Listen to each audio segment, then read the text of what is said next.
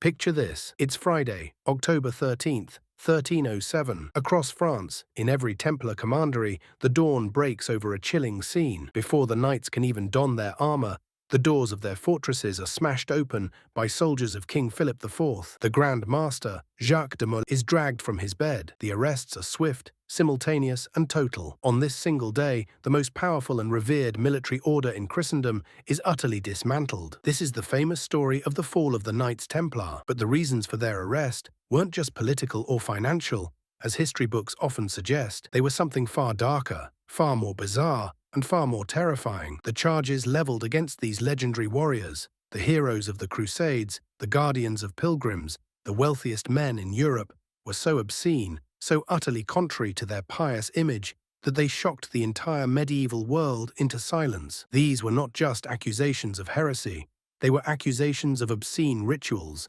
of blasphemy against Christ, and of secret sexual practices so perverted they could only be the work of the devil himself. This is a story that has been whispered for centuries, a mystery that has haunted historians and treasure hunters alike. Behind the chivalrous facade of the Knights Templar lay a secret world of rituals so disturbing, so contrary to their public image, that they literally became the stuff of legend. But were these charges a total fabrication, an elaborate political hit job, or did they contain a kernel of truth about a secret society whose private beliefs were far more radical than anyone dared to imagine? Before we dive into this chilling investigation, if you're drawn to the secrets, mysteries, and hidden truths of history, consider hitting that like button and subscribing to Unexplained History. Your support helps bring these forgotten stories to light. On the surface, the Knights Templar were the very embodiment of chivalry and Christian piety. Founded in Jerusalem in 1119, their original mission was simple: to protect Christian pilgrims traveling to the Holy Land. They took vows of poverty, chastity, and obedience. They were the most effective fighting force of the Crusades, clad in their distinctive white mantles with the red cross. They became the founders of modern banking, safeguarding vast sums of money for nobles, kings, and even popes. Their public face was one of unwavering faith and unwavering might. But as the Templars' wealth and influence grew, a different story began to emerge, a shadow world of whispers and rumors that hinted at a much darker, more secretive side. They lived in fortresses that were closed off to all but the inner circle. Their meetings were held behind locked doors, their initiation ceremonies cloaked in absolute secrecy. By the time King Philip IV of France set his sights on their immense wealth, the stage was already set for a public scandal. The arrests on Friday the 13th were based on accusations provided by former Templars who had been expelled from the order. Their testimonies were a catalogue of horrors, a descent into a world of ritualistic blasphemy and perversion that challenged the very foundations of the medieval Christian world. And it is in these horrifying trial documents that we find the truth, or at least the accusations, of their secret sexual rituals. The public image of the Knights Templar was almost mythical, with a very embodiment of chivalry and Christian piety. Founded in Jerusalem in 1119, their original mission was simple: to protect Christian pilgrims traveling to the Holy Land. They took vows of poverty, chastity, and obedience. They were the most effective fighting force of the Crusades, instantly recognizable by their distinctive white mantles with the red cross, a symbol of their holy purpose. For over a century, they were revered as heroes, their names synonymous with faith and martial might. But they were also remarkably savvy businessmen. The Templars developed a sophisticated system of finance that made them the founders of modern banking. They built a network of commanderies across Europe and the Middle East, which served as strongholds, treasuries, and safe houses for pilgrims and nobles alike. A person could deposit their money in a Templar house in London and withdraw it from a Templar house in Jerusalem, a revolutionary concept that made them the most powerful financial institution of the age. Kings, nobles, and even the Pope trusted them with their vast wealth. Their public face was one of unwavering faith, unmatched military skill, and unimaginable financial power. But as their wealth and influence grew, a different story began to emerge, a shadow world of whispers and rumors that hinted at a much darker, more secretive side. They lived in fortresses that were closed off to all but the inner circle. Their meetings were held behind locked doors, far from the prying eyes of the church or the local lords. Their initiation ceremonies, in particular, were cloaked in absolute secrecy. New recruits, often young men from noble families, were sworn to a vow of silence about everything they witnessed during the initiation. This secrecy, once a source of strength, began to breed suspicion. By the time King Philip IV of France set his sights on their immense wealth, the stage was already set for a public scandal. He used these very rumors and whispers to build his case. The arrests on Friday the 13th were based on accusations provided by former Templars who had been expelled from the order. Their testimonies, extracted under duress, were a catalogue of horrors, a descent into a world of ritualistic blasphemy and perversion that challenged the very foundations of the medieval Christian world. And it is in these horrifying trial documents that we find the truth, or at least the accusations, of their secret sexual rituals. The trial documents, preserved in the archives of the Inquisition, read like a descent into a world of ritualistic blasphemy. The most common accusations centered on three specific rituals, which were allegedly part of the secret Templar initiation ceremony. The first was the kiss of shame, or the osculum infame. According to the confessions, new members were led into a secret chapter meeting and forced to perform a series of profane kisses. The first was on the mouth, a chaste kiss that was the custom for brothers. But then the new recruit was allegedly forced to kiss the master's navel, and finally, the base of his spine. This was a direct, grotesque perversion of Christian symbolism, a mockery of the sacred kiss of peace. The purpose of this bizarre ritual, according to the accusations, was to sever the new knight from his worldly past and his Christian faith, and to bind him in a new, unholy fraternity. The second accusation was even more chilling: the worship of a severed head or idol. In the trial documents, this idol was often referred to by the name Baphomet. The confessions claimed that Baphomet was a demonic deity, a three-faced head with a long beard that the Templars revered and prayed to. The knights were allegedly told that this idol would make them rich and powerful, that it would give them military victory, and that they should worship it as their true god. Historians have debated for centuries what this Baphomet could have. Was it a complete fabrication, a misinterpretation of an ancient symbol, or a genuine secret object of devotion that the Templars held in their private chambers? The ambiguity only adds to the mystery and the horror of the charges. The third and most damning ritual was the renunciation of Christ. According to the confessions, new members were forced to publicly renounce their faith, spitting on the cross and denying Jesus Christ as their Lord and Savior. The master would allegedly ask them to state, "I do not believe in Jesus Christ." The new recruit would be asked 3 times to spit on the cross, and if he refused, he would be punished. This was the ultimate act of heresy, a direct challenge to the authority of the Church and the king. It was this charge, more than any other, that made the public believe that the Templars had truly fallen from grace and had become a secret cult of devil worshippers.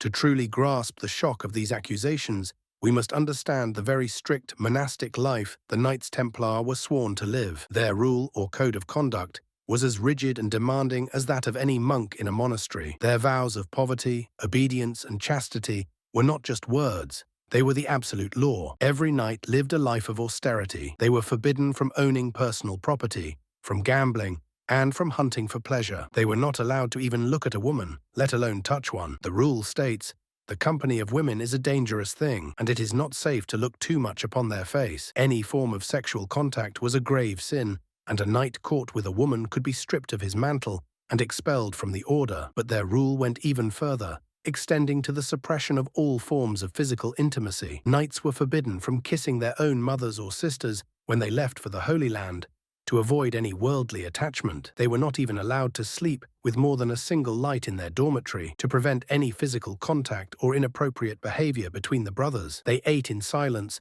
and were forbidden from sharing secrets or private conversations with one another. This was a life designed to completely extinguish physical and emotional desire in favor of spiritual and military devotion. The strictness of this rule, however, created a perfect breeding ground for suspicion. When the outside world heard the charges of obscene rituals and perversion, they were horrified, but they also had a ready-made narrative. The public could easily believe that an order that so vehemently suppressed all forms of human affection must have a dark, secret side where those desires were allowed to flourish in the most perverse ways imaginable. The ironclad rule they lived by became, ironically, a powerful piece of circumstantial evidence against them. While the accusations of blasphemy and idolatry were damning, the charges that truly horrified the medieval world were those of institutionalized homosexuality and sodomy. In the context of the 14th century, sodomy was considered a crime against nature and was viewed as a far more serious sin than simple heresy. King Philip IV knew this, and he used these accusations as a powerful, psychologically devastating weapon to turn public opinion against the Templars. According to the trial documents, a number of knights confessed that homosexual acts were part of the initiation ceremony. New members were allegedly forced to engage in sexual acts with older knights, a ritual that, like the kiss of shame, was said to be a way of breaking their ties to the outside world and binding them in a new, unholy fraternity. These were not just isolated acts, according to the accusations. They were an institutionalized part of the Templars' secret life. The confessions claimed that the order tolerated and even encouraged these practices, a complete subversion of their vows of chastity. The Templars' prison system also played a chilling role in making these accusations plausible. Within their fortresses, the Templars maintained a strict and feared prison system known as the Carcer. It was a source of great power and control for the Grand Master, who could sentence a knight to a life of perpetual imprisonment for a crime, a power that even kings sometimes lacked. For an outside world already suspicious of the Templars' secrecy, the existence of these closed-off prisons and the allegations of what might happen within them added a chilling sense of plausibility to the charges of sexual perversion. The king's accusations painted a picture of a secret society where sexual perversion was not just a vice, but a ritual, and where power and control were absolute. These were not the chivalrous knights of the Crusades, but a perverse, heretical cult operating in the shadows of Christendom. The trial of the Knights Templar began in earnest. The Grand Master, Jacques de Molay, and hundreds of knights were subjected to brutal torture at the hands of the Inquisition. The methods were crude and horrifying, designed not to elicit truth, but to force a confession. The most common form was the strappado, where the victim's hands were tied behind his back, and he was hoisted from the ceiling by a rope, often with weights tied to his feet. Confessions were inevitable.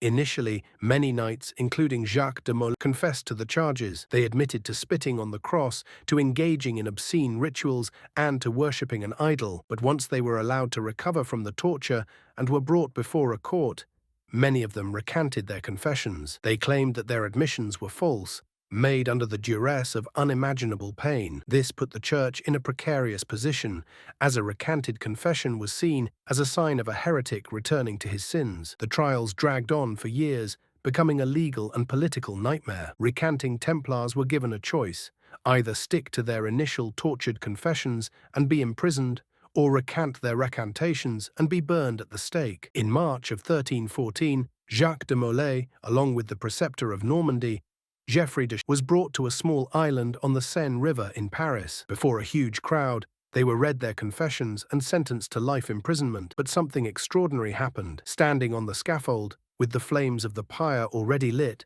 Jacques de Molay loudly and defiantly recanted his confession once more.